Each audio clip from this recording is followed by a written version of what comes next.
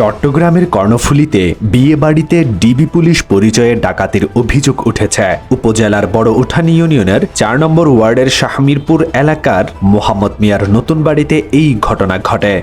বান্দরবানের নাইক্ষ্যংছড়ি ঘুমধুম সীমান্তে স্থলমাইন বিস্ফোরণে নায়েক আক্তার হোসেন নামের একজন বিজিবি সদস্য গুরুতর আহত হয়েছেন। জাতীয় নাগরিক পার্টিকে শাপলা প্রতীক দেওয়ার বিষয়ে প্রধান নির্বাচন কমিশনার এএমএম নাসির উদ্দিন বলেন, নির্বাচন কমিশনের নির্ধারিত তালিকায় এনসিপির দাবি করা প্রতীকটি না থাকায় তা দিতে পারেনি। যখন কোনো দল নিবন্ধিত হয় তখন তাকে কমিশনের নির্ধারিত প্রতীকের তালিকা থেকেই একটি প্রতীক নিতে হয়। আজ দুপুরে চট্টগ্রাম সার্কিট হাউসের সম্মেলন কক্ষে তিনি একথা বলেন।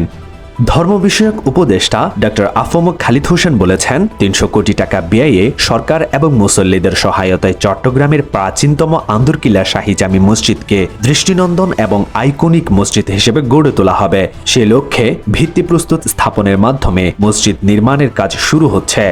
দেশের প্রধান সমুদ্র বন্দরের বর্ধিত ট্যারিফ শিডিউল স্টেক হোল্ডারদের সঙ্গে আলাপ না করা পর্যন্ত স্থগিত করার দাবি জানিয়েছেন ব্যবসায়ীরা।